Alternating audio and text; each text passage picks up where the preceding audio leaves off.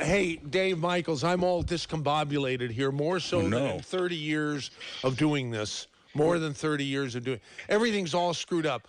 I cut myself. I cut the edge of my nose in the nice warm shower, and blood has been gushing out ever since then. It's just awful. Wow. And then I've been trying to get this thing set up with Bodhi Kroll, my friend from who got sick and tired of this country, and said, "To hell with it! I'm packing up the whole family and moving to Ecuador." Oh. And yeah, and he called me out of the blue yesterday, and we were just sort of catching up, and then he was sad to hear that I had gotten a vaccine. In fact, he was very sad to hear it. Now. How do I set this up about Bodhi?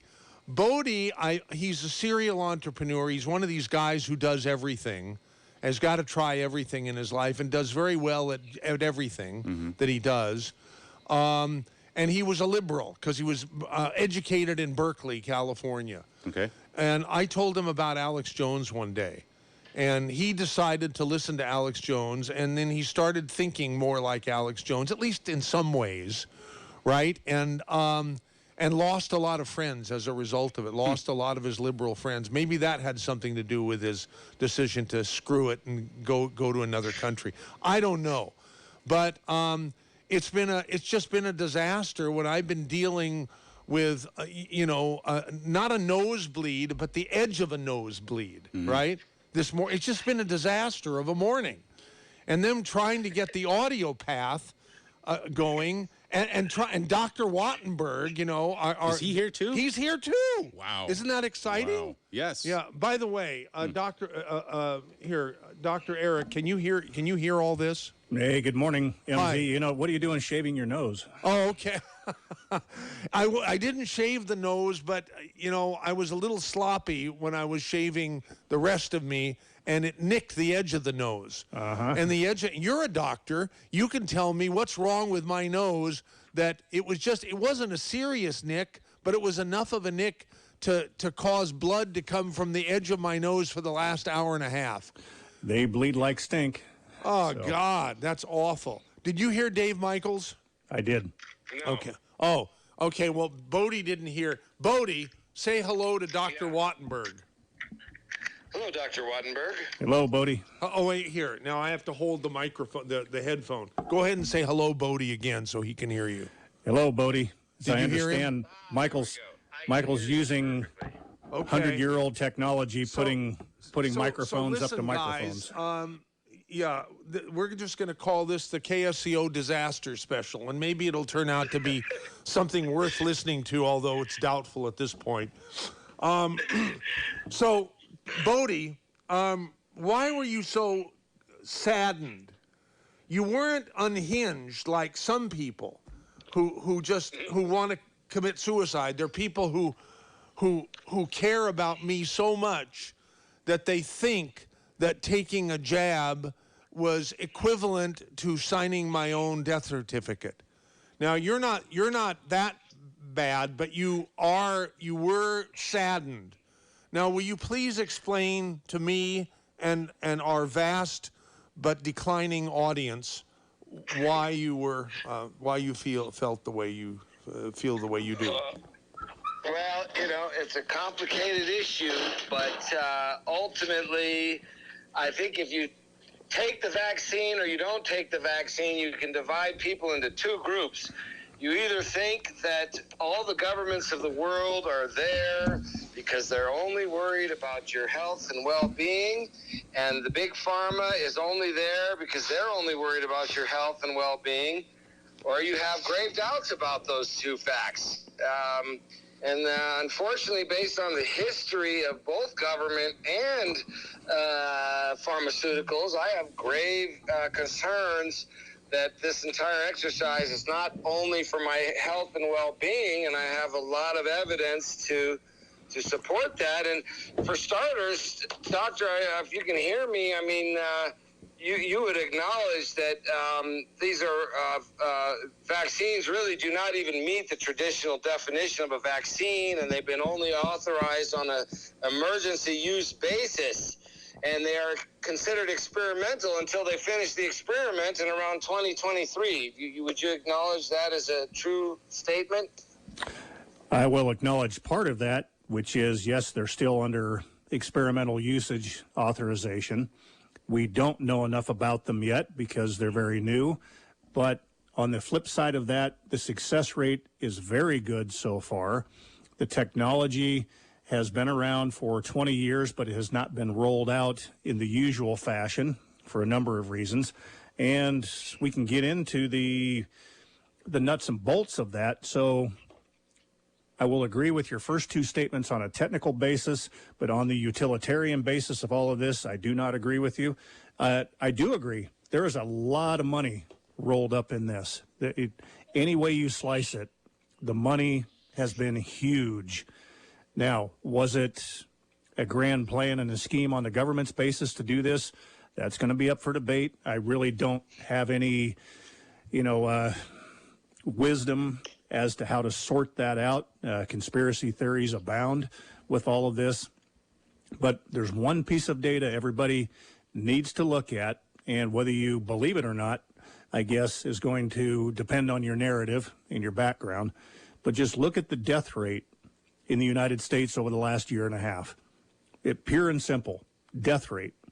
I don't care what it's due to. And unless you believe that that data is false and the numbers, something has gone on, and you explain it to me. Why do we have 10,000 deaths? I'm not saying that there hasn't been deaths, but when you take the stated numbers, which I do think, and I don't really want to argue about this because this is a sense that I have that I can't really guarantee is true or not true, but I think they fluffed the numbers. But if you accept the numbers that they give us, then that would be approximately 3.1 million people died in 2020 from COVID. And if you divide that by 7.8 billion people on the planet, you get 4 zeros and then a digit. You get 0.00004% of the population. All right, well, let me... Very tiny, teeny number of people. And I guess my feeling is that the lockdowns and the reaction to it has caused far more death and destruction than the actual disease has caused. I mean, if you look at just heart disease... Well, okay, let's get off of that one for... People die a year of heart disease. Let's get off of that for a minute. Just look back. For lack of exercise, I've gained 20 pounds through this lockdown. I mean, I'm probably at a higher risk for adding to that 18 million a year because of the lack of mobility, lack of motion from all these lockdowns. So, all right, so I now think we're... the lockdowns and the response has caused more death than the disease itself. What's that is going to be a huge deliberation going forward. Did we handle this correctly? Did the authorities do us any favors? Did they cause more death and destruction overall than the virus itself would have caused? But look back, and very quickly, people are getting off in that statistic, how many heart diseases, how many strokes, and just look at the death rate in the United States over the last year. And I posted on Facebook. I don't do Facebook for social media, but I put it up for a radio show I do every Sunday. If you go to yourcareamerica.com, that's the show that I use. We have a medical clinic called Your Care. So yourcareamerica.com, one of the most recent posts there, or not .com, but Your Care America on Facebook. I put a statistic up there of the death rate in the United States over the last year and a half. It went from 2014 all the way up He's breaking. I'm sorry, now. Doctor, for interrupting, but can you do something with the audio? Because I'm catching only 70% of his words. Oh, wow. The answer is no. I'm doing all I can do. Sorry. So Well, let me speak slowly and don't get in the weeds. But so the death rate on average in the United States every year is about 8,000 people per day. Give or take, it's high 7,000s to the low 8,000s. And all of a sudden it jumped up into the 10,000s. Explain that one. Well, I'm not saying that there hasn't been death. I'm not denying that there's something killing people.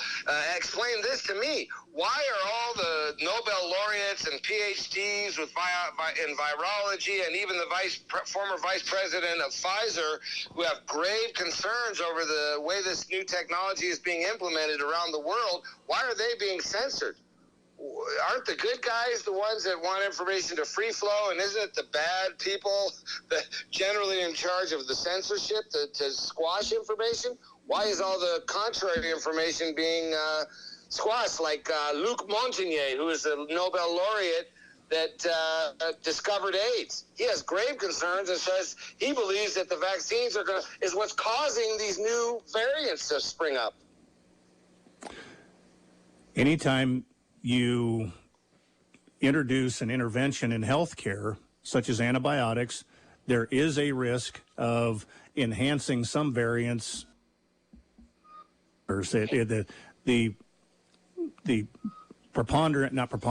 prevalence of other strains is going to increase in proportion because you've knocked out the base strain. So again, I'm not going to jump down to that. I think we're back to the issue of whether you believe in the vaccines or not. People with contrary opinions being censored.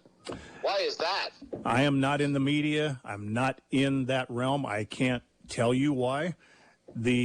What I can tell you is on the ground with the vaccinations, the failure rate of this is undeniable. The failure rate of people that have been vaccinated in the general public and then coming down with COVID is so incrementally small, it's back to one of your numbers. It's a couple of decimal points, 0.004% is the failure rate for the vaccine, whereas the attack rate for the virus itself is many orders of magnitude higher than that. So we're at the point now where we have vaccinated hundreds of millions of people like we have never done.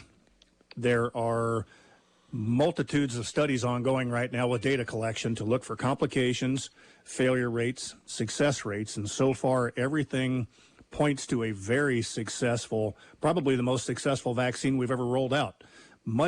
In much greater success rates than the flu vaccine or anything else that we routinely do. Have you followed what Michael Yeadon is saying, who is the former vice president of Pfizer and head chief science officer in charge of vaccines? And have you followed what he's been saying? No, but what is his point? And I want to point that out to you. Wouldn't you think that the information? But what is he saying? What is he saying? Bodhi, what does he say? What does he say? We all want to know. Yeah, he is saying that he is gravely fearful that we are going to not only have the rise of massive and more deadly and dangerous variants. He also is afraid that there's going to be a terrible allergic reaction to the next year's normal flu virus that comes around for those people that have had the vaccine. So he's gravely concerned. We won't know about that till December when we see how these billions of people react to next year's flu virus, but he's concerned it could be devastating. Well, there's always those words. Says, Look, there's always those words, Bodhi. Giving it to babies, children, and young teenagers and young adults who almost never die from this. He points out we could be giving it to half the people and charge twice as much money, and the vaccine manufacturers would make just as much money.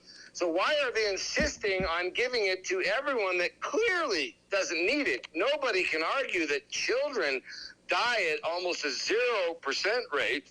Babies, maybe less than that.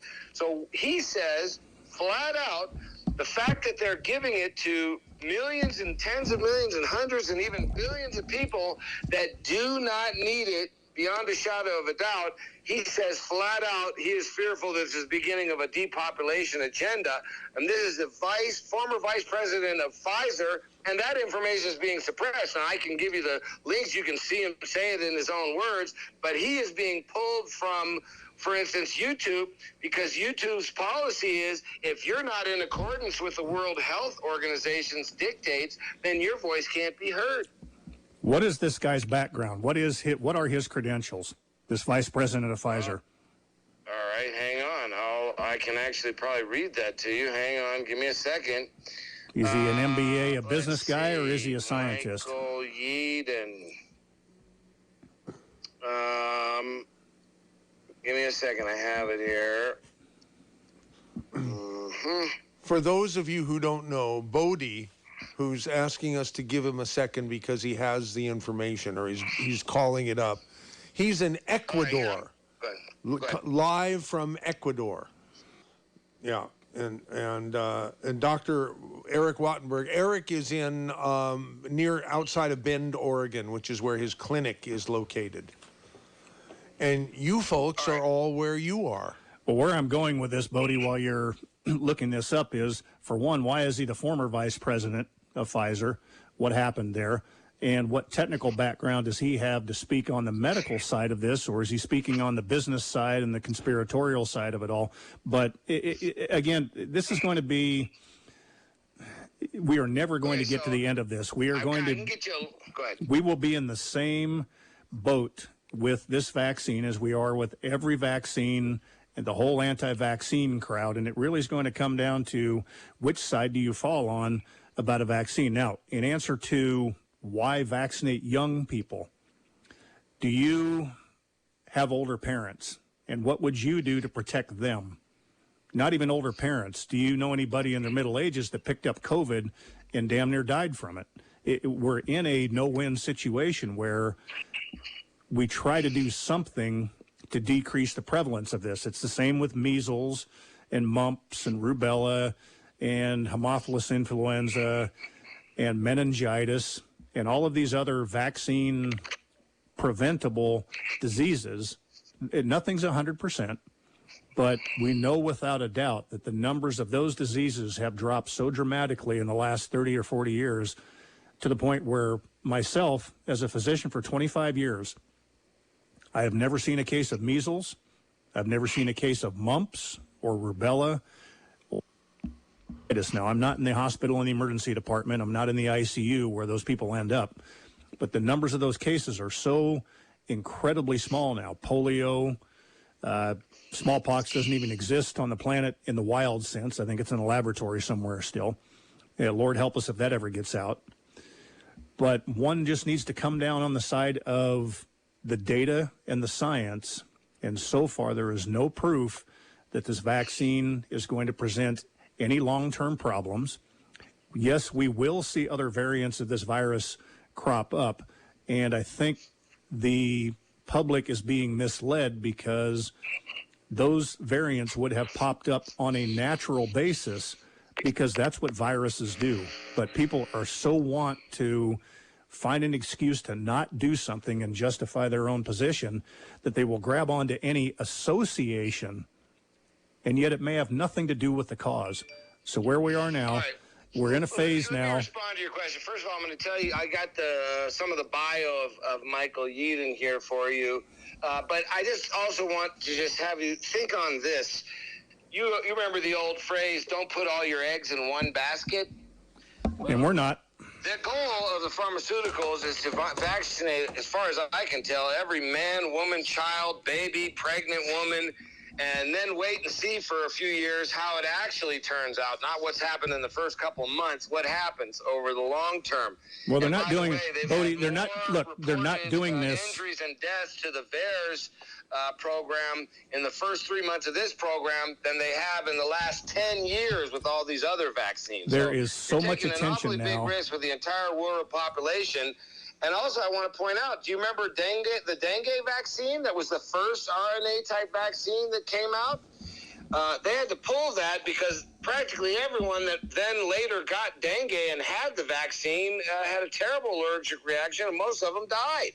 So that's the world's first experience with. So how many have died? mRNA vaccines. So how many have died from this one? I think almost none. Almost none. Almost none.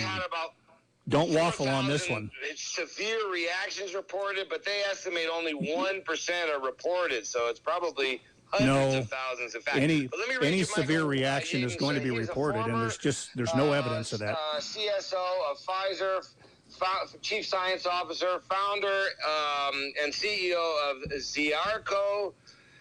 He left Pfizer as vice president and chief scientist for allergy and respiratory. During his work at Pfizer, he was responsible for the selection of targets and progression of new molecules into human trials.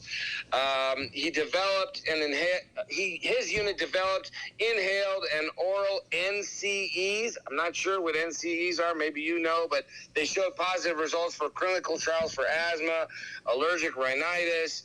I mean, you know, he was the chief science officer, so he's a real scientist. All right. And all I'm saying is he may be right, he may be wrong. But why is it that he can't even express himself on, let's say, YouTube? Because all of the big tech is moving in lockstep with the big media organizations and are not allowing any contrary voices to be heard. Well, yeah, This why is can't not the President Trump get back on scientific either? process I know and So- love. I thought we dialogue. Hey, you got a Nobel in virology? Let's hear what you have to say, and I'll counter it. If I don't agree, we can argue about it. But that's not what's going on. What's going on is opinions contrary to the World Health Organization are essentially being wiped clean from Facebook, YouTube, from the mainstream media. They're being quashed. That seems like a dangerous precedent to me. Well, now we're on a completely separate narrative from the vaccine and the effectiveness of it itself. So, except No, we're not. if it's being censored. There's a dialogue that needs to go on about that, and scientists need to be free to have that dialogue. And what I'm telling you is you hadn't even heard that the former chief science officer of Pfizer is saying this is deadly dangerous and should be halted immediately. You hadn't even heard that because that information has been suppressed. That's not good, is it? Wouldn't you want to have that dialogue or hear what the chief science officer of Pfizer has to say? Yeah, I sure would. Well, that's And now not I will. available unless you go to BitChute or some of these other websites, because the mainstream media and YouTube and all the social media networks are erasing what he has to say. Also, are you familiar? There was a letter that went out from a number of biologists and doctors to the EMA that basically says we're supportive. This went to the European Medical Association. We're supportive of the principle of new medical interventions. However, there are serious concerns, including but not confined to those that I can share with you about the approval of COVID-19 vaccines by the EMA, and they say it was premature, reckless, and the administration of vaccine constitutes and still does constitute an experimentation, which is a violation of the Nuremberg Code. And they have specific questions. For instance, they say, as a matter of great urgency, and by the way, the European Medical Association has failed to respond, as a matter of great urgency, herewith, we request the EMA provide us with responses to the following issues. Following intramuscular injection, it must be expected that gene-based vaccines will reach the bloodstream and disseminate through the body. We request evidence that this possibility was excluded in preclinical trials in animals models with all three vaccines prior to their approval for use in humans. Hasn't happened, and they have not even provided any response so far. Let me months. Let me counter that with a thought, and then let's let MZ go to ahead. his commercial. Let me counter that. What happens to you when you get a virus in the wild environment?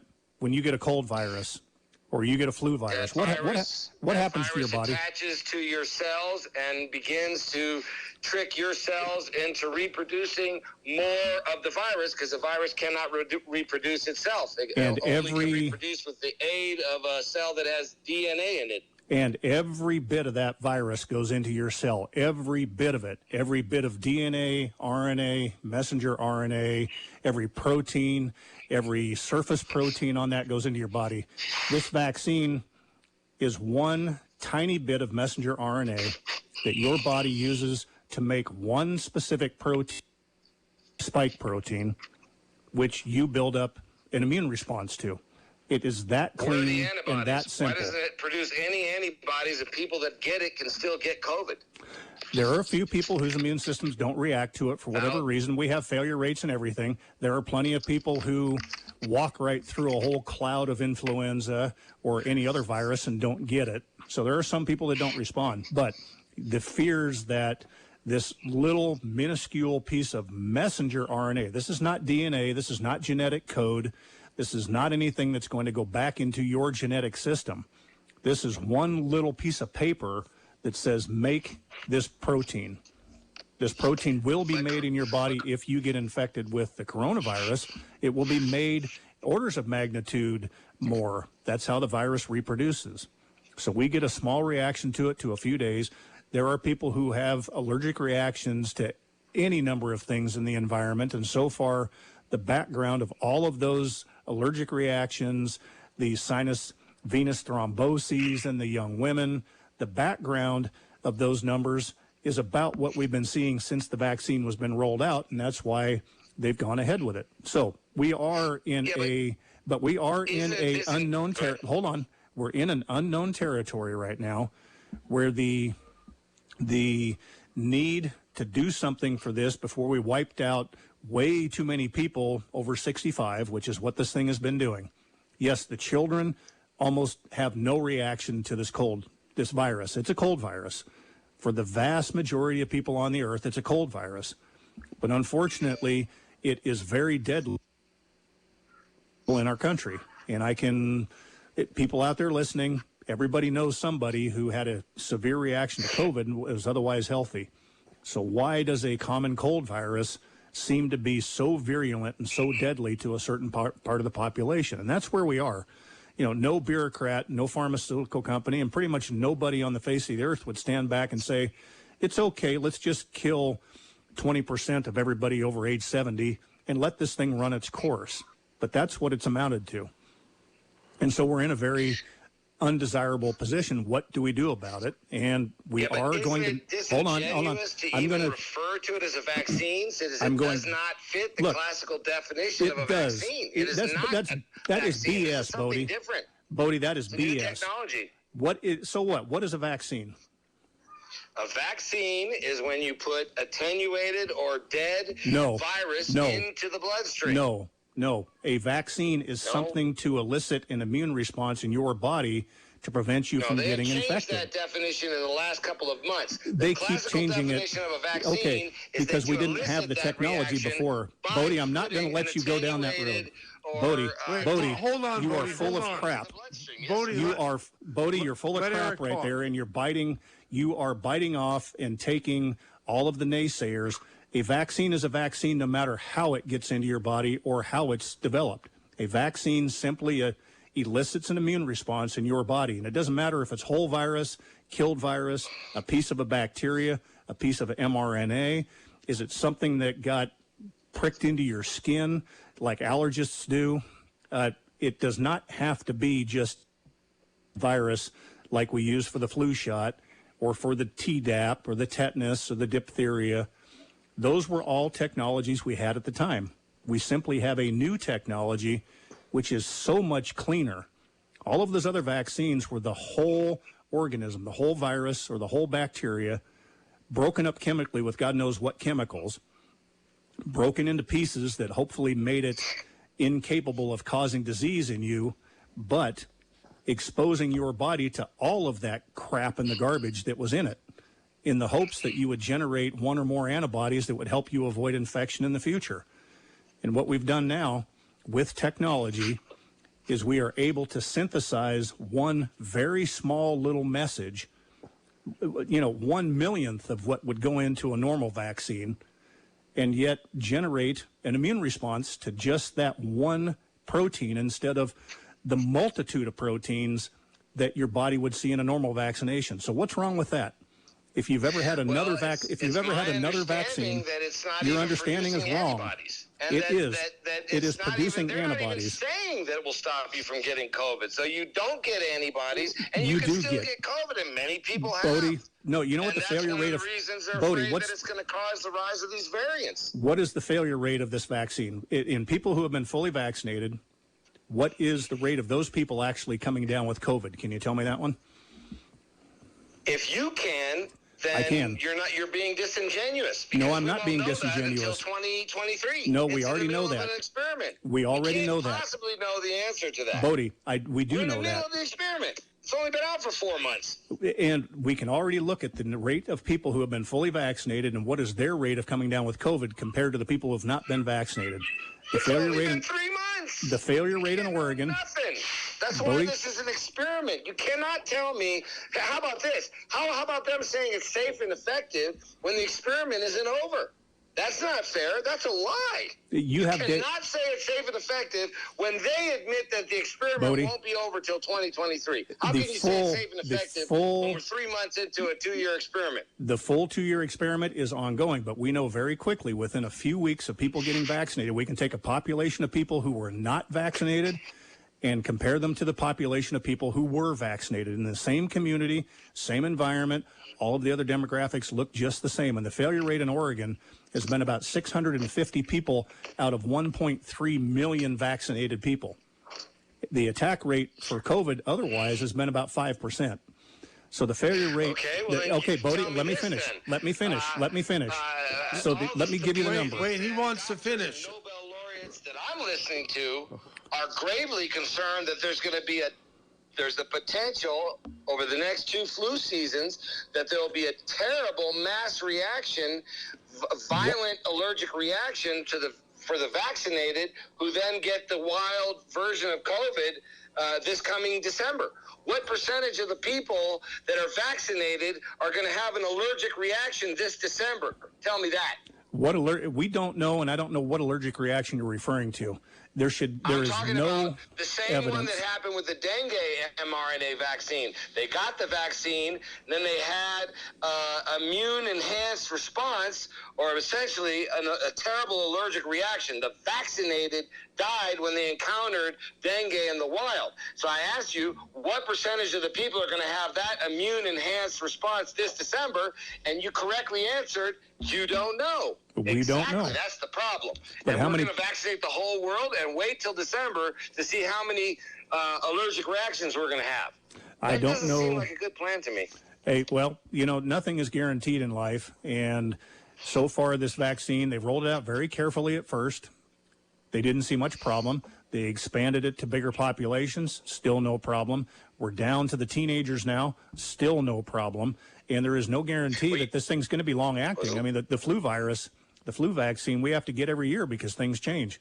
We have to get a tetanus shot every 5 or 10 years. Let me ask you this. We need a booster on our measles, mumps, and rubella. Go ahead. Sorry. So let me go back. The failure rate of this vaccine just in Oregon, because it's the numbers that I get presented with here, was about 650 people out of 1.5 million. That accounts to about a 0.005% failure rate. And that is undeniable. You can look at a very similar population of people who have not been vaccinated, and the attack rate is about 5%, about 1,000 times higher.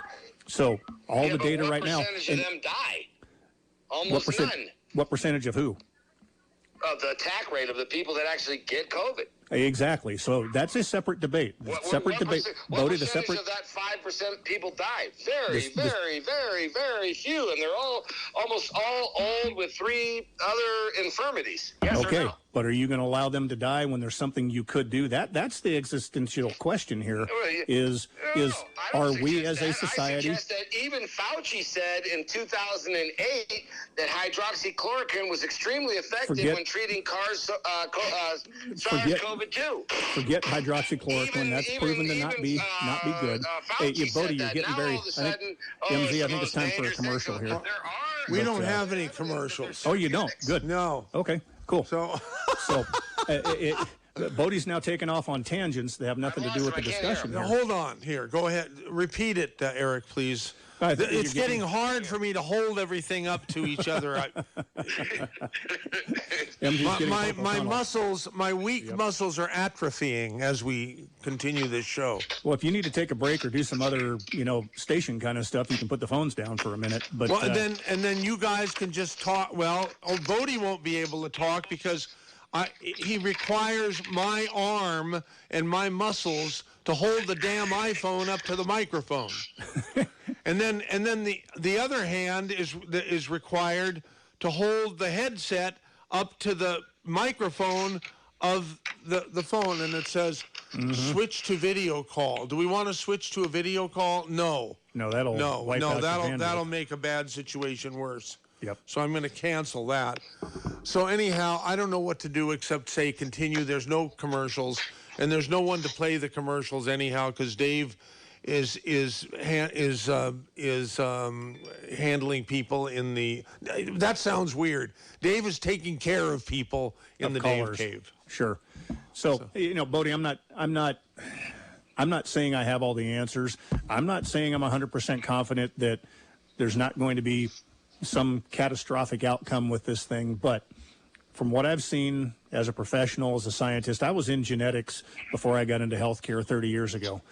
This technology, we do have to cross our fingers and give some blind faith to the inertia of what we are undergoing and what we're trying to do. And there is a very, very energetic surveillance for any adverse effects of this vaccine. The mechanisms for providers and doctors and clinics and hospitals and all the people administering the vaccine, the apps are out there to follow millions and millions and millions of people like we've never done with any other, medical treatment. Yes, this got rolled out in an emergency, but what it boils down to is what are we going to do about the hugely increased death rate and the deadliness of this to the older, vulnerable people, and at what cost and at what risk are we willing to do this? So, you know that the only reason that they've been able to get this emergency use authorization for this quote-unquote vaccine, there's a lot of other doctors that would argue with you that it really does not meet the traditional definition, but I'm not going to argue with it because I'm not a doctor. You think it is, other doctors think it isn't. But are you aware that the only reason they were able to get an emergency use authorization for this is because they said there was no viable therapeutics. And in actual fact, that appears to be blatantly false. And even Fauci, who said, there's no reason to believe that hydroxychloroquine and azithromycin and zinc can help anybody, and yet in 2008 he wrote a paper saying that it was very efficacious in treating COVID SARS-2 type colds. So suddenly now they're suppressing any information about ivermectin and hydroxychloroquine, which many doctors are saying are lifesavers. They can say what they want. There is no proof down our throats. There is no proof that any of those work. And there have been a lot of studies done, and there's a couple of big ones going on right now at the University of, I think it's Minnesota right now, to do the gold standard test. I found the studies. I think if you spend a little more time looking into it, I think you're going to find there's a lot of information. There have been no good studies that have come out, including, like I said, 2008. Fauci said it. No good studies, and who cares what Fauci says because he didn't have the data to back him up then either. We did not have enough cases, and none of these were acceptable treatments. At that point in 2008, they were trying anything they had, and they didn't have much, and they didn't have a lot of cases of it to try it out on. The fallacy with everybody grabbing onto these therapeutics and saying, oh gosh, we all should have access to them, is that there's no science behind it. And when the science has been done, the double-blind, random, placebo-controlled trials, they have found no cause and effect of any of those. Even though if you put them in the I'm reading. I've done extensive search on that. Yeah, but so you're not doing. I think there is no good research. There's a lot of doctors and studies that I've found. There are a lot of doctors that. The information is there. Those are efficacious, and they are helping, and they're curing people. They are not. It's a false belief. But that's being suppressed. You got to search that out. That information is not being volunteered readily. It's being suppressed and censored because it doesn't follow with the fallacy, Bodhi. Line of thinking, which is the only hope for us is the vaccine. Eric, the fallacy here, of those. I've been really docile and quiet for the whole program. And we're God bless me. Thank you. But listen, I've got to say, Eric, I love you. You know that, and I loved your dad, Dr. Bill, the smartest man in the world. But something you just said bothers me a little bit. Okay, and I'm gonna come right out and say it. If I understood you correctly, you said that there is no evidence whatsoever that either hydroxychloroquine or ivermectin has any effectiveness against COVID, either prophylactically or once you have it. Is that correct, or did I misunderstand you? Again, we don't know. So in the same way that Bodhi wants to cast aspersions on the virus in the vaccine and say, well, gosh, we haven't done the studies, how can he stand up and say that ivermectin and hydroxychloroquine and these other therapeutics are effective? He's talking out both sides of his mouth on that one, because the study, and didn't President Trump get treated with some of these things? So what? But didn't he drink orange juice and have bacon and eggs in the morning? Was that the reason he was doing better than the old folks? Well, okay, well, let me just ask you this, Eric. Let me just make the statement. The problem is no large, randomized, placebo-controlled, double-blinded studies, because of the difficulty in enrolling people in a fashion that would eliminate all of the confounding or confusing interactions. And that's now being done at the University of Minnesota. It's going to take months to get that kind of a result out of it. But for the same reason that Bodhi wants to shoot down the vaccines, because they haven't undergone the years and years and years of studies and validation, they were rolled out on the emergency use. Most of these other medicines were used basically under the same emergency use conditions. The doctors used it because we can administer anything we want to a patient if we can justify it. Now, if we cause trouble, we can be hung out to dry with that later. Fortunately, that's not been the case, but there just is no published, accepted, evidential outcomes with any of those treatments. So treatments, as we are with the vaccine, which is we don't know. And when I say we, this is not me. I'm so far out on the end of this, I just have to accept it and move on as a clinician.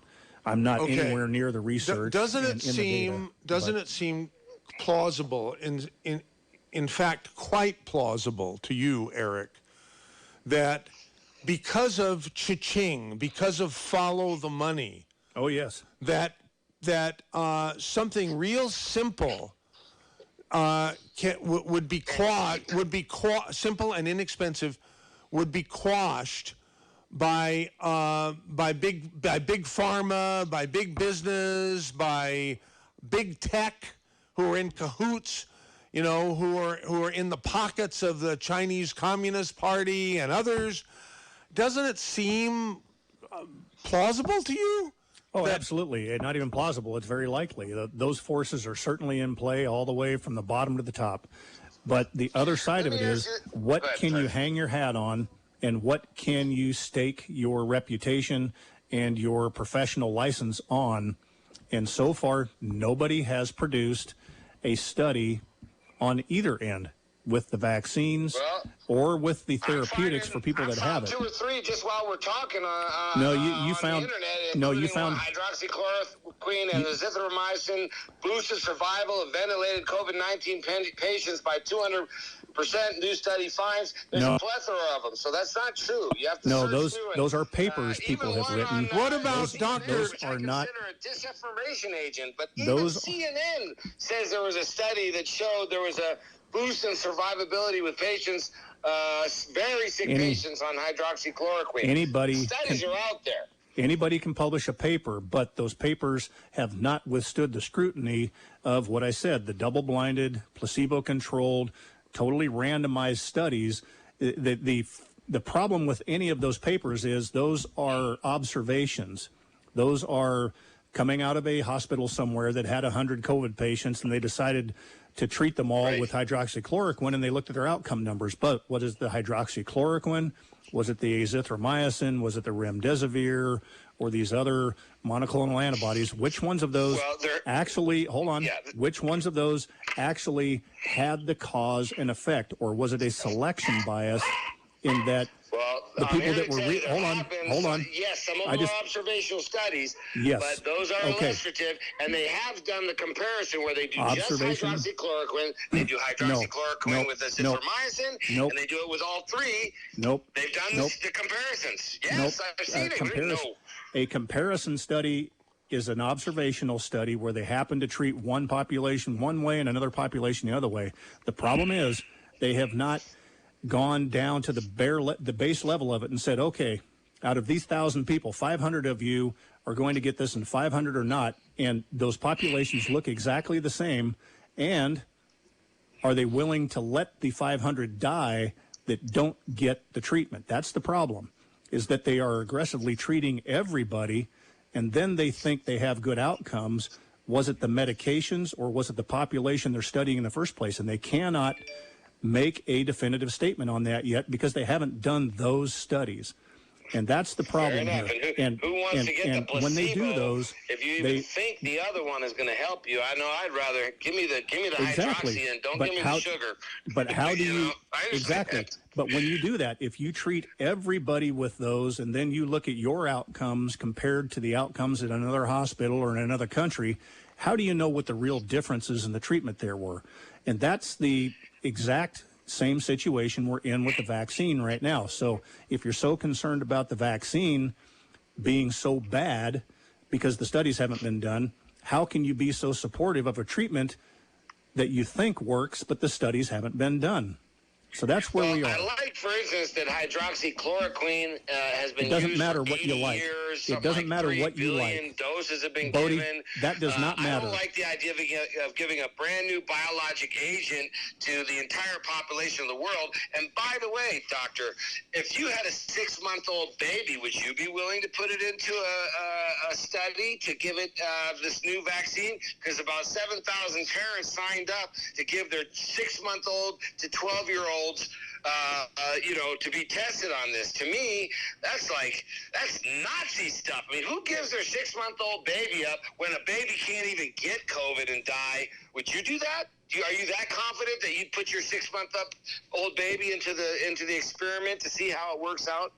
That's a whole nother discussion. We're not going to go there today because now we're getting into ethics and morals and parenting and all of that. That has nothing to do with whether the vaccine is effective. Now, who should it be used in, under what conditions? But so far, it seems to be very successful. If you're so sure it's so wonderful, I'm just asking, would you put your 6-month up into the trial to get that vaccine? No, I'll say that I wouldn't. But there are plenty of parents... But there are plenty of parents. You even more than I did when we started the call. No, I agree. I mean, now we're getting way off the subject of the day, which is the vaccine. But not really. I don't think so. But what did we do? It's an important part of the subject. I also think it's important to really think about the fact that, as wonderful and efficacious as you think it is, you admitted you can't tell me what's happening when the new flu virus comes around in December, which it has for the last. Since recorded history, there's been a flu season every December. You can't tell me how many of these people are going to die off that have been vaccinated. And you seem to think it's a wonderful idea to vaccinate the entire world, which is, to me, putting the entire world, all of the eggs in one basket, which is insane to me. The insanity of it. See that? The insanity of this, and it's not insanity, the reality of this virus is that humanity has never seen something like this that was so virulent, so transmissible, and so deadly. It's not Ebola. It's not Marburg virus where, 80% of people get it, die. This is a cold virus. This is a cold virus for the general population, but it's wreaking havoc on societies right now. Look in India, in Brazil, in South America. What about the fact that NPR said from what they could tell, that the world has had a doubling of the people that have starved to death as a result of our response to this. I'm sorry. You have to say that again, Bodhi. 10 million people, because 10 million die every year. Say that again, Bodie. So Your phone cut out. I'm not buying it that this is all about saving life. And let's talk about Bill Gates. He seems to be the lead virologist for the world now. He doesn't have a degree in it, but he seems to be the lead doctor.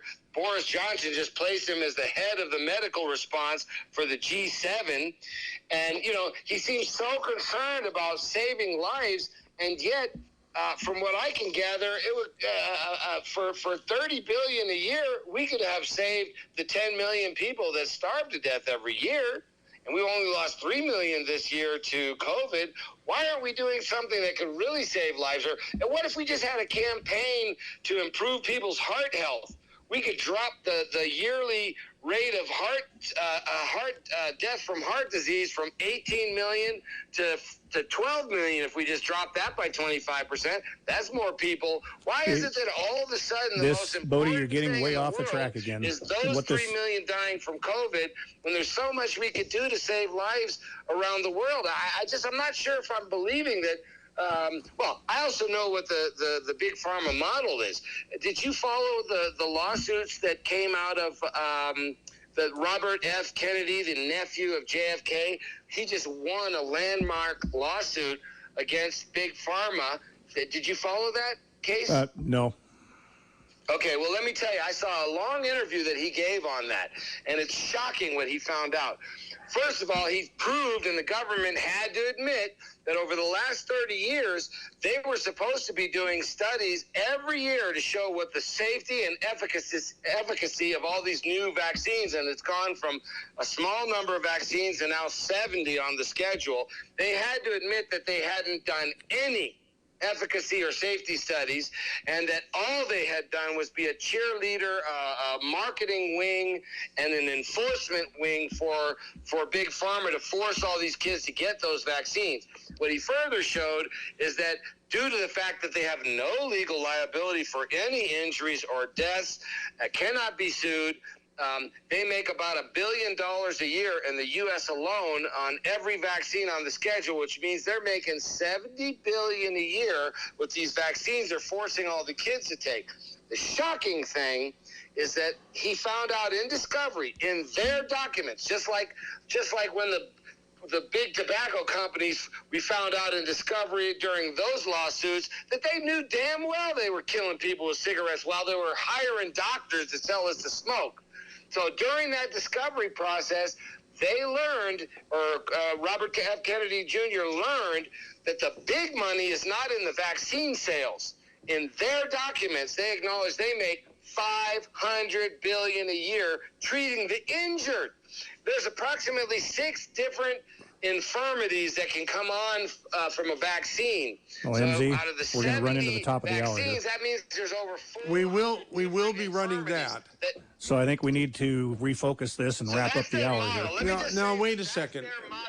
Now, Bodie, Yes. Eric and I think you might be going off into the high weeds. Not even the weeds. I mean, it's a big subject. It's important, but it's a complete. I'm not saying but we're getting off topic here. Maybe we shouldn't discuss it now. I mean, I don't know. And we have another show. We can have another show, but I think it's worth noting that their model is to treat the injured. The big money is not in selling the vaccine; it's in treating the injured from the vaccine sales. I may have to eat all of my words on this one in 3 years if something really nasty crops up out of this. Are you willing to eat any of them today in the next hour, Eric? No, right now. No, right 6 now. Months. By December, we may see mass death, which I promise you, the news media will tell us is COVID and has nothing to do with anything that the vaccines might have brought about, like the Nobel laureates and PhD virologists I'm reading are saying. When you put likely to come. And when it does, they're going to say it's new COVID. It has nothing to do with the vaccine. Fact. Hold on. We have a couple. I'll make a prediction. You're going to need 2 vaccines a year from now. Wait. Well, hold it till next hour. It's KSCO, Santa Cruz, Salinas, Monterey. Lows in the mid-50s. Coming up next on your favorite radio station, it is hour 2 of the Saturday Special with your host, Michael Zwerling. MZ? Dave Michaels. Good morning, MZ. How's Biz? Biz has been great. Biz has been pretty spectacular. See, so we should a word to the wise. there's a reason business is great. It's because it should be great. Yeah. And you've got a lot of stuff, right? We do have a lot of stuff out there, MZ. The only thing that is on back order that I see immediately right off the bat is our EFAs. So we do not have any EFAs out there. That's your essential fatty acids, your fish oils. But you can enter an order for them right then and there, Sure, right? yeah, we can do all that stuff. Yeah, you can also pick up your KSCO gear, Flight 1080 gear out at the Dave Cave every Saturday, MZ, from 10 till 2. Today I'll be out there just a little bit longer, and if you can't make it to the Dave Cave, the next best thing is to go to kscohealth.com. Make your purchase there. When you do, you support your favorite radio station, MZ. That's the best part about it. Great, Dave. That's Good. wonderful. Now, we have a couple of callers who have stuck it out here for the last hour. We haven't invited calls, but we will now. Cameron in Aptos and DT in Santa Cruz. So stay tuned to hear from those wonderful people right after we officially open hour number 2. 3, 2, 1. Oh, hello, darling. I hate to hang up on you, but I'm sorry, baby, but I have to go. It's time for that wonderful record show. I'd love to visit, but you'll have to call back. KSCO has the inside track. Yeah, okay. Welcome to hour number 2 of the Saturday special. Yeah, I'm doing a calisthenics to keep this show going here. I'm sorry, baby, but I really gotta go to KSCO Radio. Bye. Okay, so if you're just tuning in, you missed an hour of pretty spicy radio. I have a friend named Bodhi Kroll who moved his family about 6 or 7 or 8 years ago to Ecuador from the Bay Area because he was sick and tired of what this country had become and where it was headed, and did a lot of research and decided that sounded like a good place for him to continue to raise his family, which has since grown by another member in addition to some aminals, chickens and dogs and stuff. Somehow the years and months go by, and yesterday Bodhi called me to sort of catch up on what he's doing and what I'm doing, and he was very dismayed to learn that I had taken a vaccine. And so I said, well, that's great. Why don't we do, because I hadn't figured out a show for today. So I said, well, why don't we do that subject, and I'll get Dr. Eric Wattenburg, who's been on many times on KSCO, to take the pro-vaccine position, and you'll take the anti-vaccine position. And so far, it's been a pretty interesting program. But now, let's just open the phone lines. If you want to call 479-1080, we'll see how this goes. It's sort of a weird electronic situation for me. It's very fatiguing for my weak biceps to be holding, iPhones and headphones and stuff up to the microphone. It's okay to do it for, a few minutes, but, 45 minutes or an hour, it's very fatiguing. So maybe full disclosure, gang, if it becomes too difficult for the 69-year-old weakling, then you'll understand if we have to change the subject and change the guests or do open mic or something. But let's just go ahead and do what let's see how it goes. I'm going to switch over to the phones now and take none other than Cameron in Aptos regarding death rates. Cameron in Aptos, you're on the air with Dr. Eric and Bodhi and poor old beleaguered MZ. Well, first of all, MZ, I want to thank you for you made a remark earlier on about kind of questioning the doctor about like saying when he said there's no efficacy that the MZ. Well, I want to call it the malaria drug and there's one that's used for parasites. And that's what their primary use has been, but they can be used off-label for COVID. Yes. And I want to say thank you for questioning his. But what I want to say is several things. I mean, a bunch of things. The way our medical system works is I as a patient am valuable when I'm sick. And then I go to a doctor and they treat my symptoms and hopefully I get better. So my value is in being sick. There's no value in prevention. So the medical establishment doesn't try and keep me from getting something, whatever it is. So that's just, whereas in animal husbandry, vets have to keep animals well or cows well. Now, with people, thanks to MZ and his many lovely shows, on one of them, Gail Newell, who is our health officer, was on, and for a half an hour, and I had the opportunity to speak briefly with her. And my question to her, which she did not answer, my question to her is, what, for all the people who do get a positive COVID test, they know they're positive, what should they do? What's the best treatment that they could get here in Santa Cruz County? And she said, oh, well, there's really nothing out there. Something's in the works. That's what her reply was. But as MZ was sort of pointing to, and I would say we know that these off-label things for malaria and for parasites, that they have been used successfully in many, many studies. Now, I'm a licensed psychologist, and I have spent at least 20, 30 hours, as best I can on the internet, reading as best I can the research that's out there. And there are 300, 400 studies that are out there, and there's a lot of information you can get that's out there, okay? And so when I hear you say, oh, well, there's nothing there, we have to wait for the gold standard to happen. Well, I will say again, the medical establishment, that you're a doctor, and lots of other doctors, you wait for the gold standard because you're worried about your license or whatever, okay?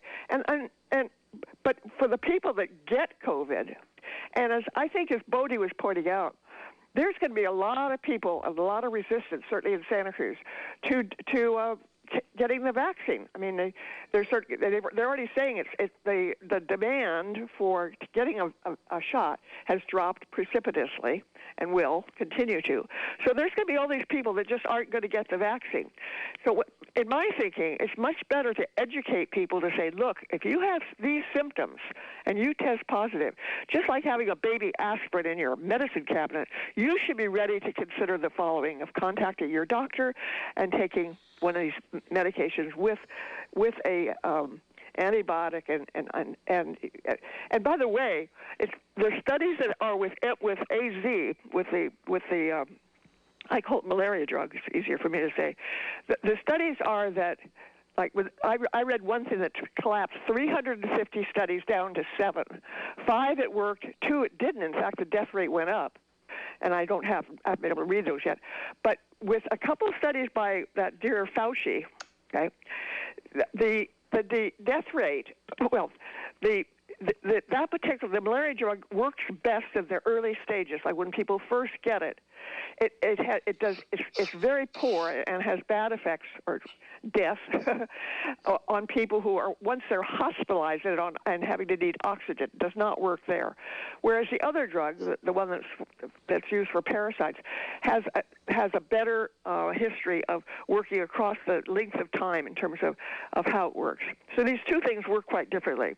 And we cannot wait, dear doctor, for the gold standard to come out of Minnesota. We need to have smaller studies done, and for doctors to step up the plate and say, I'm going to do something to offer you something preventatively, and should you get symptoms, try this and do it under medical supervision. Okay? What do you say? Eric, are you there? Oh, wait a second. I don't have him on. I'm sorry, Eric. You're on now. There we go. Okay, so listen to yourself. You just said we don't need the gold standard studies for those treatments. So why do we need it for the vaccine? You didn't hear me, or. Oh, I heard you. Now your statements about the medications to be used when you are ill or you've just been exposed to COVID, we call it confounding factors. If everybody just takes something when they first get exposed to something, was it that medication? Doctor, you didn't hear me, because what I said was, or let me put it more differently. No, what you said. When you get a positive test, let me speak. When you get a positive exactly. test, why should you start taking ivermectin or hydroxychloroquine or azithromycin right up front? And you said some of them seem to work, from what you've seen, some work better if you take it early, some only if you're in the hospital. The confusing, clouding issue with all of these is if you don't have a well-defined population of people ahead of time, you don't take 10,000 people ahead of time and say 5,000 of you we're going to watch and do nothing for. And the other 5,000 of you, we're going to give all of you one or more of these treatments, and we're going to see how it all turns out. And you have to have enough people that all look homogenous. They all have the same risk factors, the same lifestyle, the same ethnicity, the same age, the same medical conditions. You have to eliminate all of those and have enough numbers that the little bits of differences all, blend together. Then you can make a statement, and that's where I come down. I'm not saying that I know for a fact that the vaccine works or that any of the drugs work or don't work, but what I do know is that I cannot hang my hat on anything until those studies are done. And with the vaccine, I'm not hanging my hat on the vaccine either. I think that you're not too concerned about the vaccine as much as the treatments for this. I think several things. There's be a whole bunch of people that, for whatever reason, are not going to get vaccinated. So that's going to be there. Those people are out there in the population. Yeah, it'll probably be about 30% of people won't get vaccinated, and that's just going to be the hard facts of it. Well, they're saying the numbers of people getting vaccinated is dropping off, and they're saying that it's reaching a level. It's going to turn out to be around 70% of people will have gotten it, and the 30% just won't do it, and that's okay.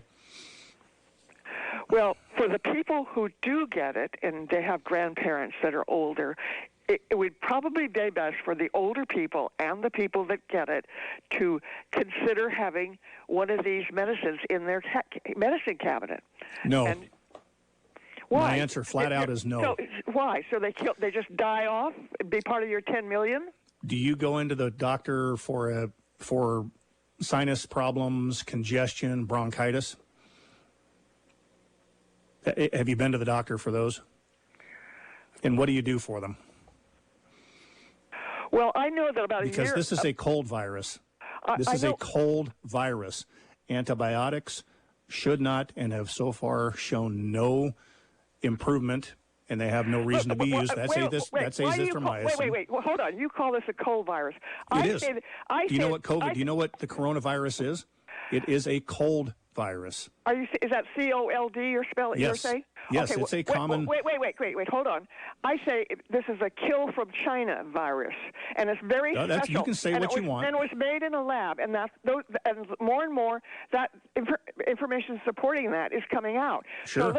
So let's just say that I'm correct. But it is a virus. It's a virus, but it was made in a lab. So what? It's a virus. It has certain kinds of let's say, deadly spikes to it that can cause death to people like myself over 50. Okay. Yep. But why would you take an unproven and a medication that, on the surface and up till now, every guidance has been, and in Santa Cruz and your area of California, people are very, very against taking antibiotics for almost anything. They don't want to interfere with Mother Nature. So why would you take it for a cold virus? Because I'm a licensed psychologist, and I try to look at the research that I can look at, and I've spent hours on the internet trying to do what I can. And so over a year ago, before this virus is even you're breaking into me. A year ago, I went and I bought it from Canada because it was not readily available, and I got a prescription from my doctor. I bought it from Canada. Mm-hmm. I understand exactly how you take 2 for 5 days. You don't overdose because overdose can lead to death. There is no proof that works. Well, I'll say to you, sir, that there are a lot If of it makes studies you out feel there. better, go ahead and take No, wait. it. How many hours have you actually spent reading the actual literature? How A many whole hours? lot more than you have, and What- on a how do you whole know different that? level than. I- Look, are we debating my credentials versus yours? Do you have No, an MD behind your name? I have a PhD. Okay. Yeah, so what? Pile it higher and deeper. Do you actually see patients and treat them in the hospital and save lives? So let's not go there, but don't be rude to me and insult my intelligence and my I'm not being rude. qualifications. I'm saying that had You just challenged me. Am I And yes, I do. I have read endless hours of research papers, and every one of them eventually comes out and says, we cannot. It had a positive effect. It may not have hurt many people. It may have helped a few, but when you look at the large population level studies, there is no evidence that any of those have worked. Ivermectin has been shot down. Hydroxychloroquine has been shot down. Azithromycin has been shot down. The studies just do not prove that they are effective. Now, people take things all the time in the belief and the hope that they make them feel better. And, you know, was it the orange juice or the bacon and eggs they ate that morning, or, you know, their grits that made them healthier than their neighbor who succumbed to this virus? We don't know. And until those studies are out, people should not hang their hat. If they want to go take something and they turn out okay, that's fine by me. You go do anything you want. You know the risks involved, but don't hang your hat on something that you don't have good science behind. Poor Bodhi wants to inject something. Go ahead, Bodhi. You know, Doctor, I just want to say this. When Michael first suggested this, I resisted because I said, you know, how am I going to debate with a doctor? I'm a well-read layman. That's it. But ultimately, I decided that what I could do is present questions that I have come, because I don't have answers. I got a lot of questions, and a lot of these questions are questions that other PhDs and, like I said, Nobel laureates are raising. So I brought to you questions that have not of my own thinking, but that I've read, that other experts have. So I'm not really debating you on a level ground because I don't have a degree in medicine. But that said, I will say that one of the studies that I read, the reason that they felt that hydroxychloroquine and azithromycin and zinc, and in particular why hydroxychloroquine and azithromycin, they felt that they had better results, way better results, when they added the azithromycin, which has no effect on a virus, as you pointed out. It has effect on bacterial growth. And so what they felt was that what was happening was when you have COVID, that even though it's a virus at its worst points, it can have secondary bacterial infection.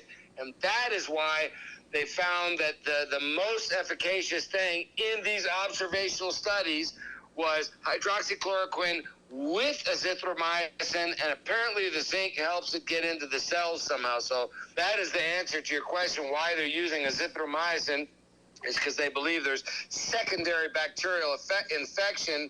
And if you just treat it with hydroxychloroquine, you don't have the effect because you're not then treating the secondary bacterial infection. That's what I read. I'm not a doctor. I don't know, but I'm just telling you what I read in one of the studies.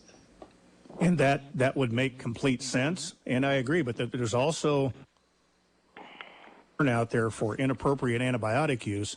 So you give people azithromycin. Now, what other resistant organisms have you encouraged in their body in the process of trying to avoid a possible bacterial bronchitis? We deal with this in healthcare all the time. It would make you cry how many people come into my office with a runny nose and a cold, and they insist on getting an antibiotic. And if I don't give it to them, they go out and they badmouth my clinic, me, how insensitive we were, how dare I deny them this antibiotic for what looks like a cold virus. But that's the world we live in. So back to the caller. I'm not trying to be disrespectful to the caller either. I just want everybody to be honest with themselves and realize what they are getting into, and is it truly effective, or are you just hedging your bet? The hydroxychloroquine theoretically should suppress the immune system. That's what it does. That's why we give it to people with rheumatoid arthritis and other inflammatory conditions. Yes, most people do just fine on it. A short course of it probably doesn't hurt anybody, even if they don't need it. But was it truly helpful? Did it cause an allergic reaction? There are people who have allergic reactions to hydroxychloroquine. So that's where we stand in healthcare, is we have to acknowledge and get people's consent for what we're doing, even though a lot of times we don't know if it's going to help or if it's going to hurt.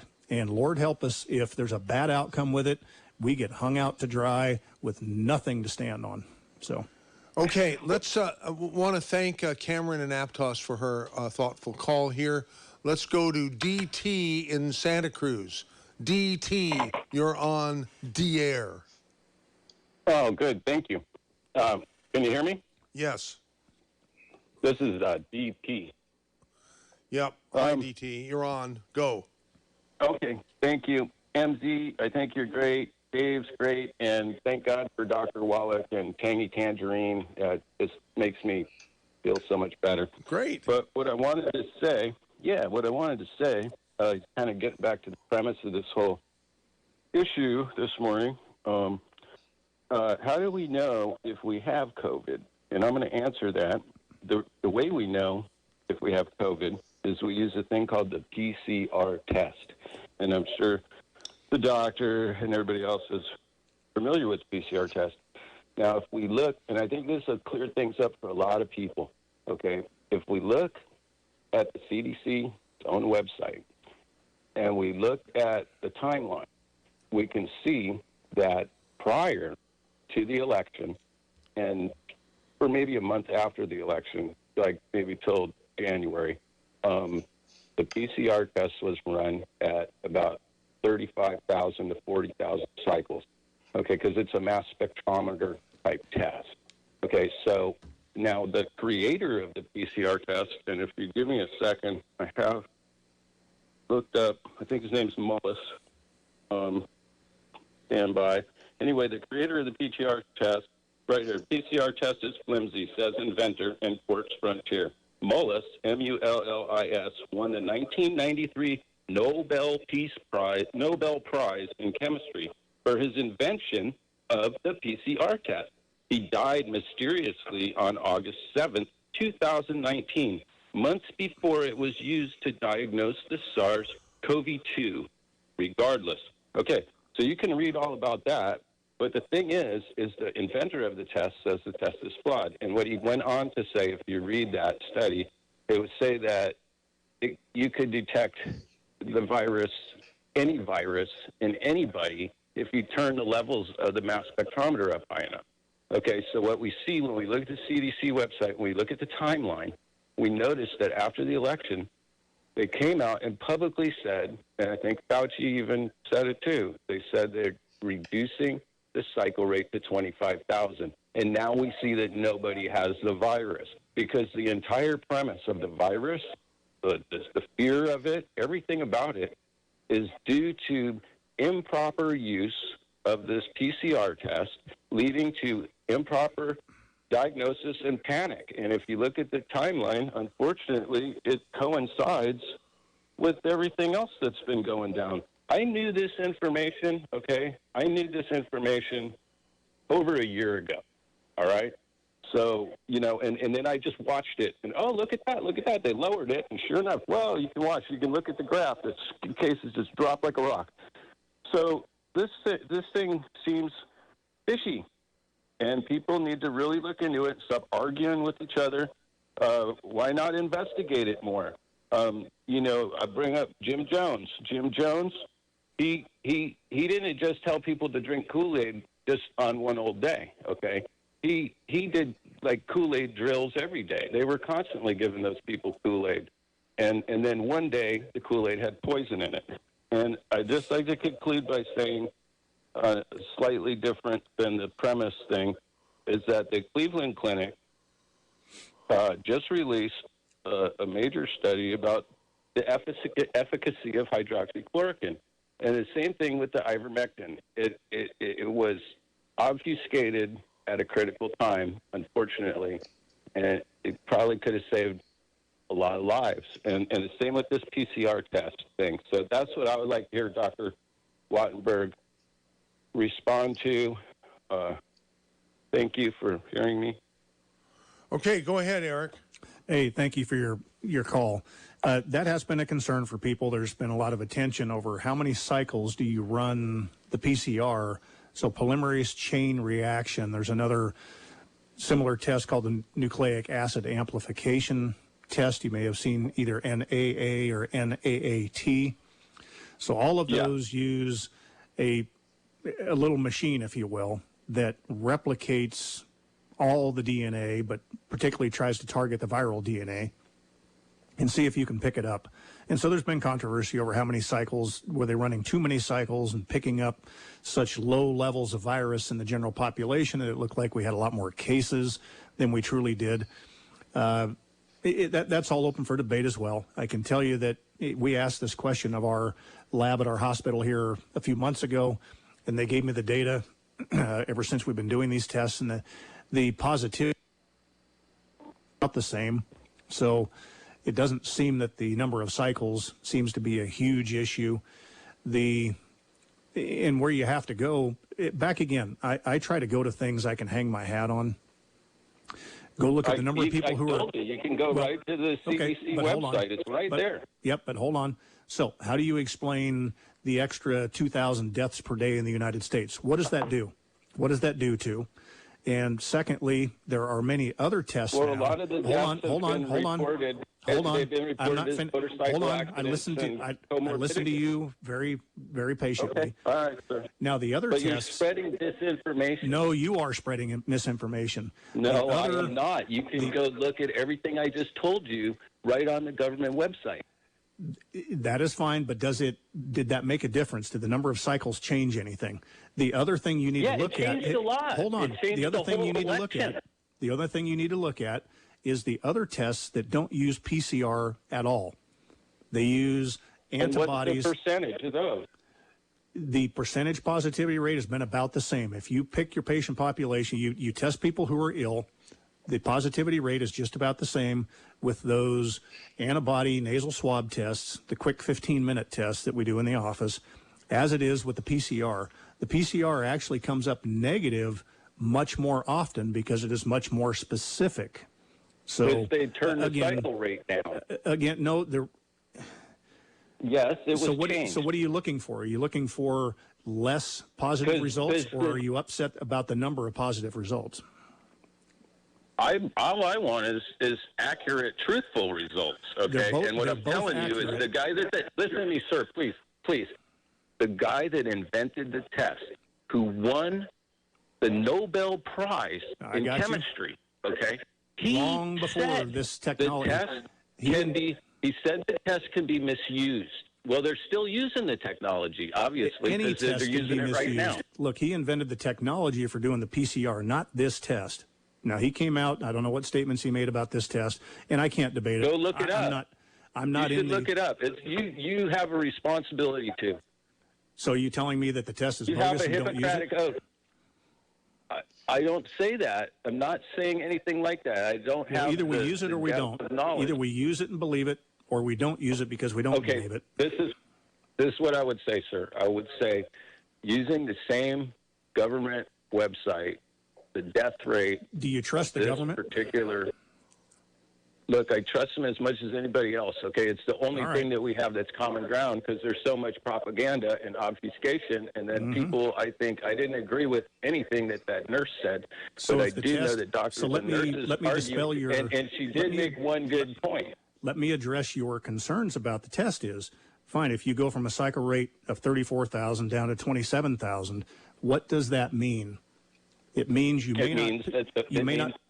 may not pick up quite as many positive cases. No, you won't pick up any or very few. You can adjust it. You can adjust it to get as many as you want. No, you can't do that just outright. Yes, you can. It does not make a positive test just because you increase the cycles. It may increase the likelihood. You decrease the cycles. No, if you increase the cycles, you are doing more multiplication of whatever it is that you're multiplying. That's what the cycle means. I urge people to research this.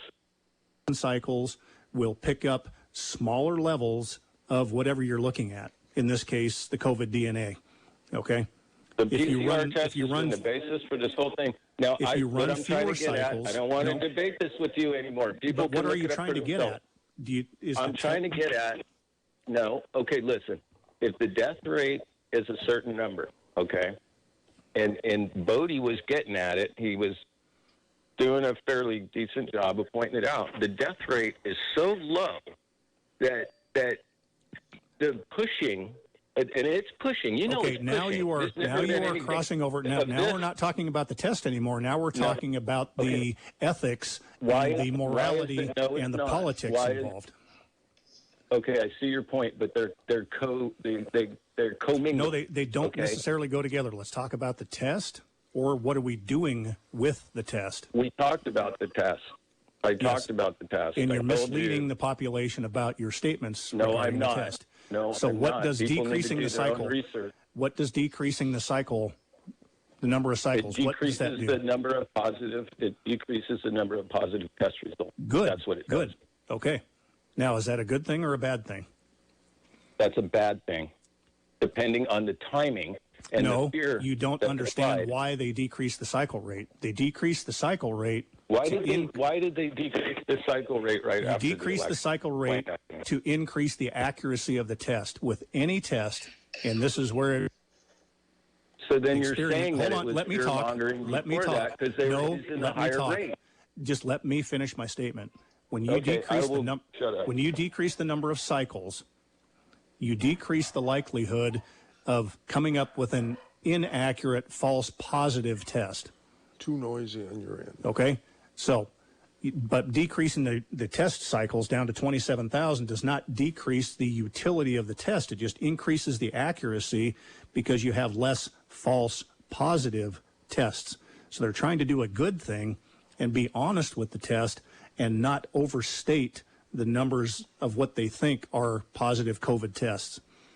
All right, and there was a lot of concern for a long time that they were doing too many cycles and reporting too many positive cases in people who, in fact, did not have the COVID virus. So decreasing the cycle rate is a direct, not even an attempt, it is a direct reason for increasing the accuracy of the test. Any test has a certain number of false positives and false negatives.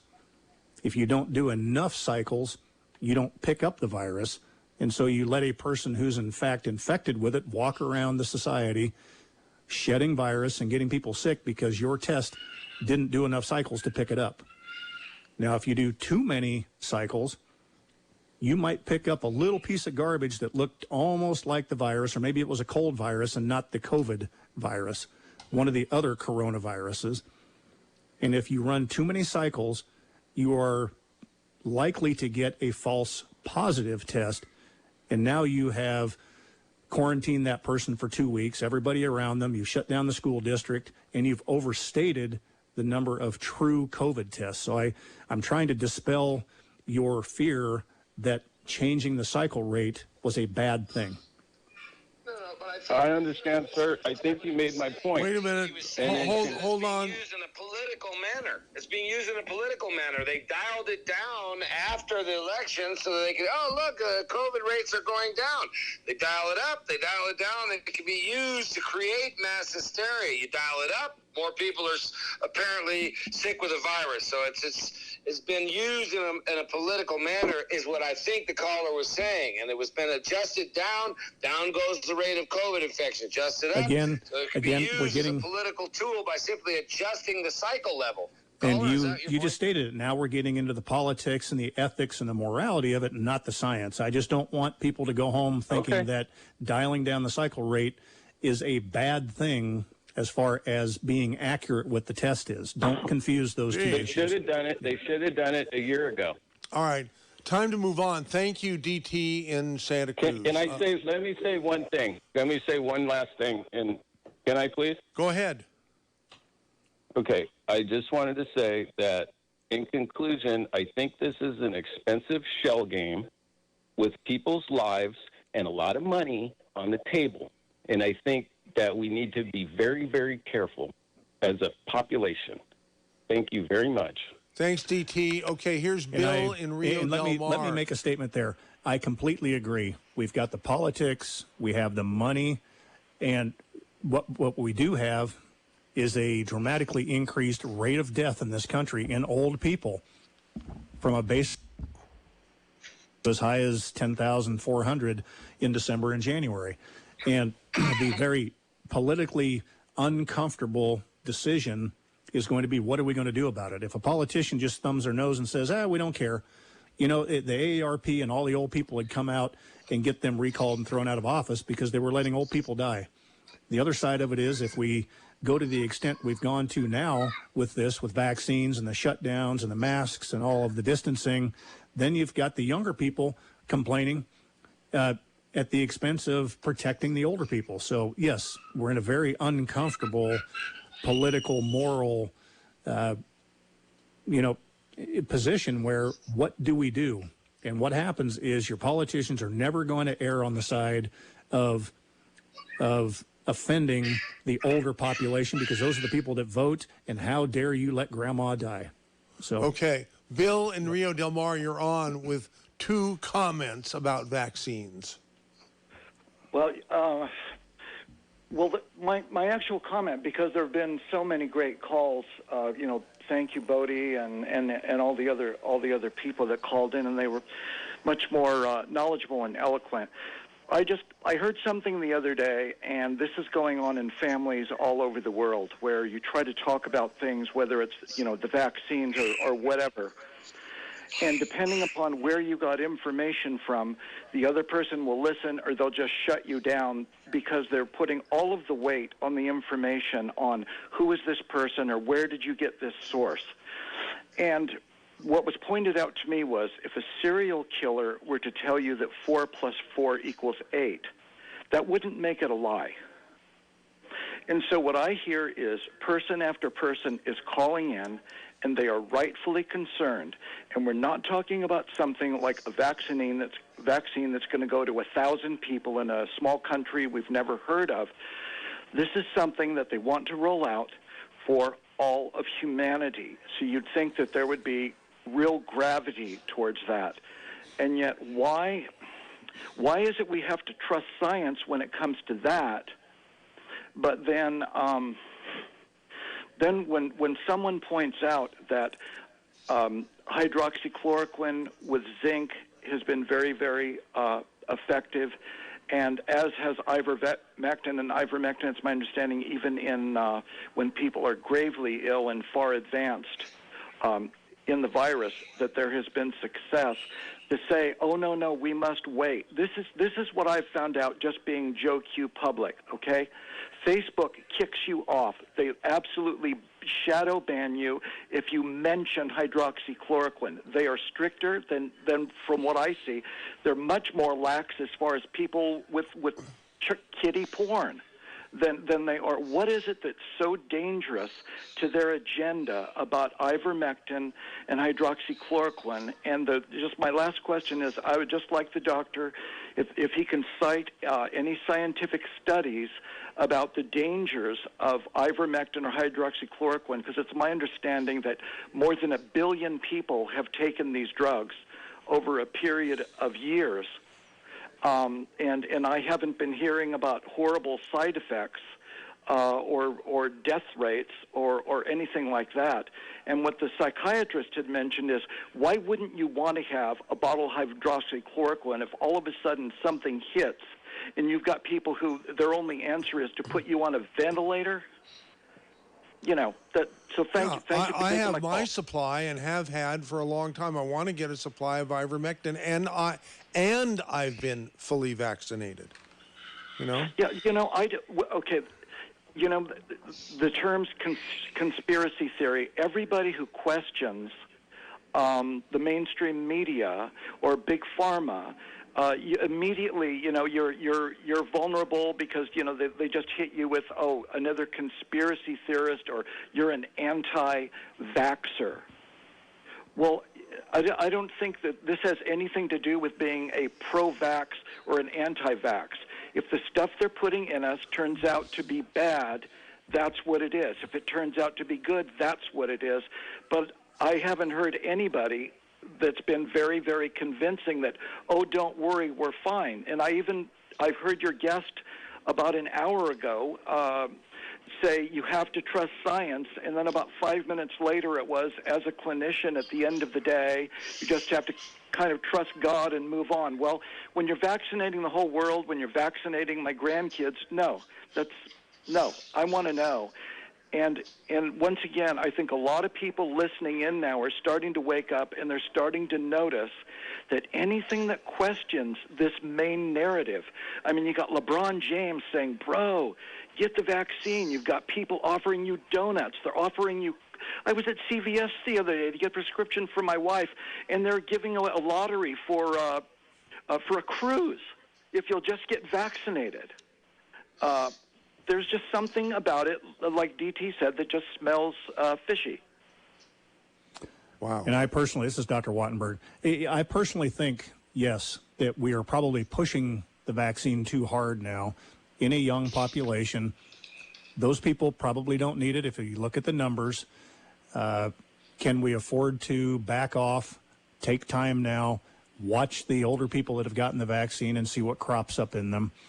I have to separate my personal feelings and personal preferences from my professional preferences. I am not pushing the vaccine on anybody. I simply don't want people to spread false information on either side of this issue so that we don't get ourselves into a confusing situation. The vaccine seems to be very effective in the older people. Should we be trying it out in young people? I do have my doubts about that. I think we probably do need to step back and do the very carefully controlled studies in children that we've always done. Can I say one last thing just about hydroxychloroquine? No, say all you want. It's my understanding that after hydroxychloroquine was mentioned, I think I first heard it about 15 or more months ago on the Laura, what's her name, news show at night. Ingram? Laura Ingram, yeah, thank you.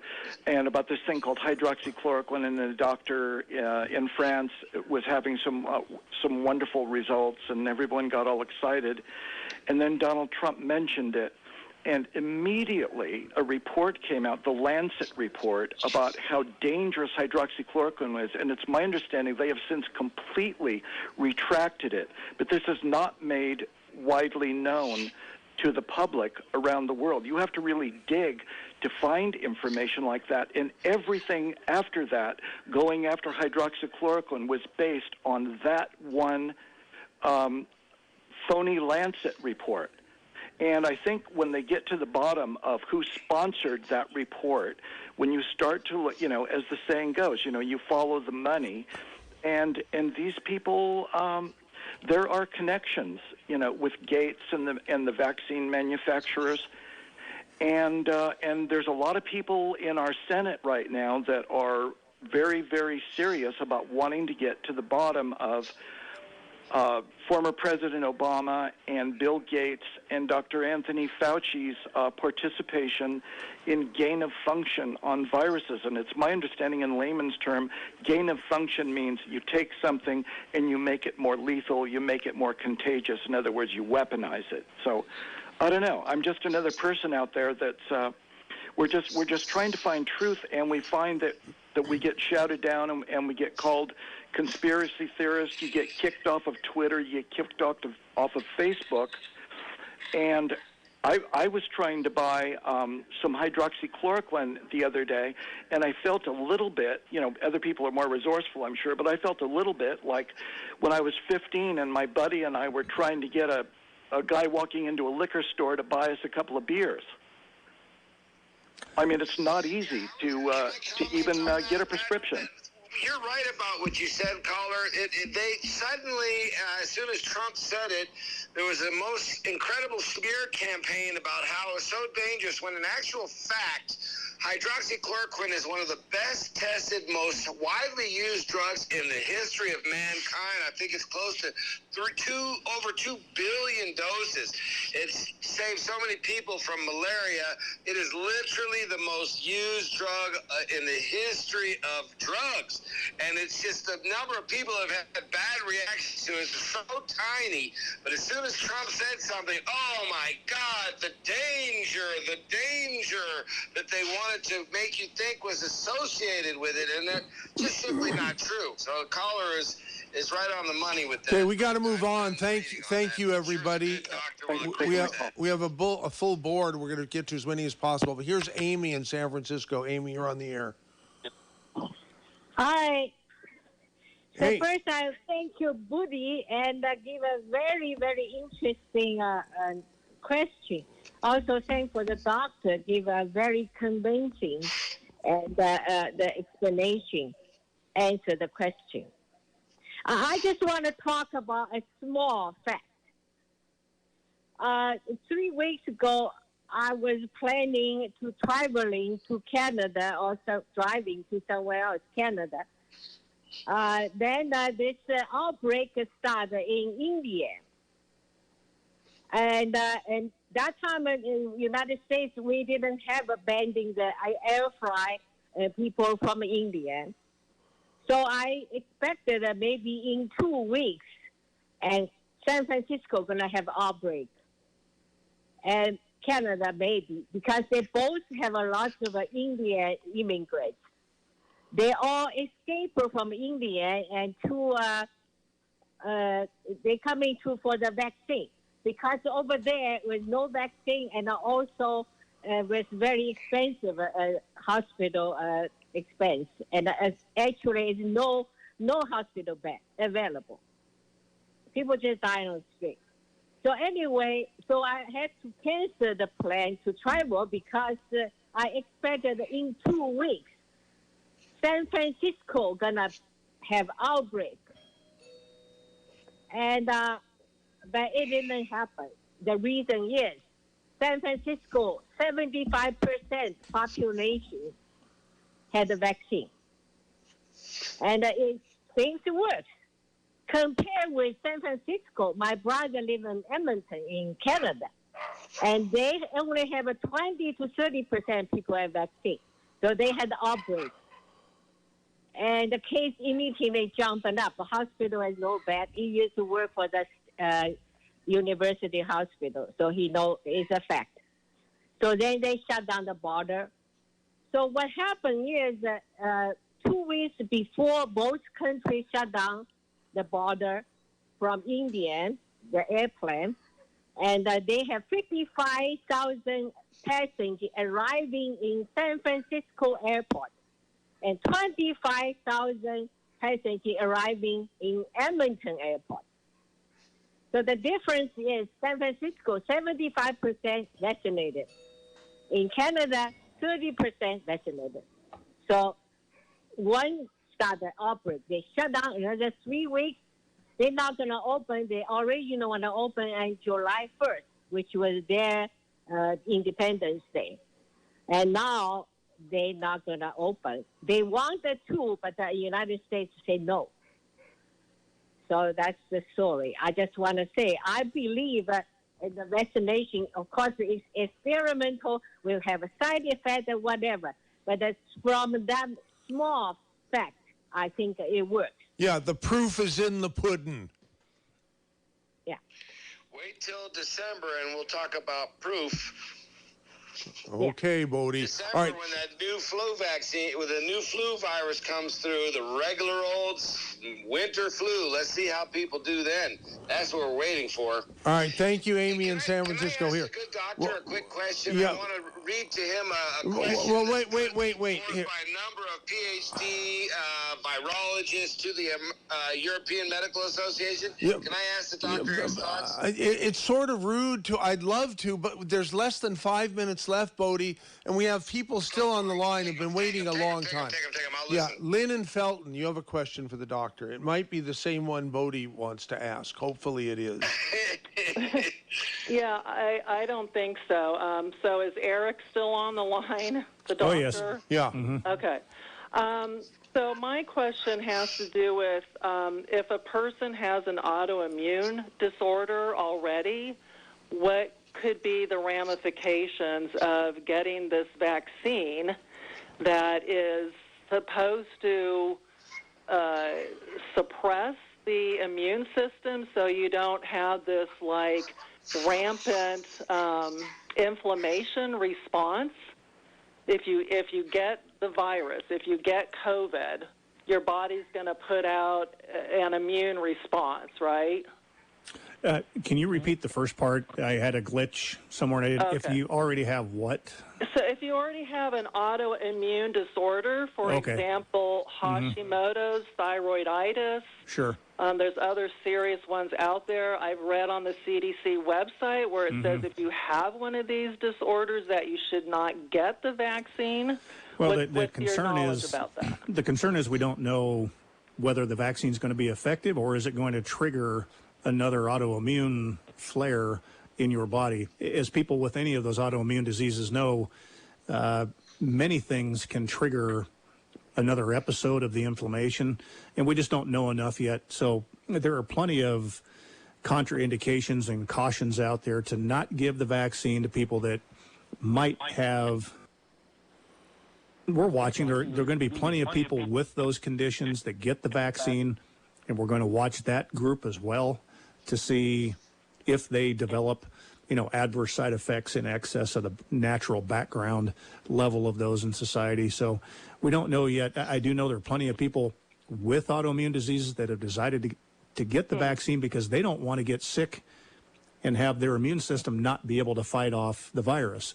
There are other people, and there seems to be a lot of indications out there that the immune system may be half of the problem with this, in that what should just be a normal cold virus, the body goes overboard and the immune system overreacts and causes all the inflammation and leads to their death from pulmonary or heart problems. So, so we don't know enough yet about that in people. And that's where a lot of the hydroxychloroquine, concern came out, or excitement came out in the first place. There were some observations by physicians that patients with autoimmune conditions who were taking hydroxychloroquine and contracted COVID did or did not seem to have a better or worse case, and they wanted to attribute it to hydroxychloroquine. Who knows? We do know that in severe cases of COVID in the hospital or even in the outpatient setting, that it's now recommended that people get a dose of prednisone, steroid, to calm things down, and as well maybe remdesivir or some of the other treatments out there, hydroxychloroquine, whatever they're going to give them. But it seems to be the conventional wisdom right now in the medical environment that a low dose, a short course of steroids seems to calm everything down. And we've done that for a long time with a number of other viral sorry to infections. interrupt, and apologies to Rich and Salinas and Margaret and Santa Cruz. We're at the end of the show. God, where did the 2 hours go? But anyhow, this program will be rebroadcast this evening between the hours of 10 p.m. and midnight, and probably next Friday from 2 to 4 in the afternoon. So, and of course, on demand at KSCO.com, ZBSradio.com, or our free app available. Just search your app store for KSCO. That's it, gang. Thanks to everybody, and hopefully see you next week. Thank you, MZ. Thanks. All right. Nice meeting you, Doctor.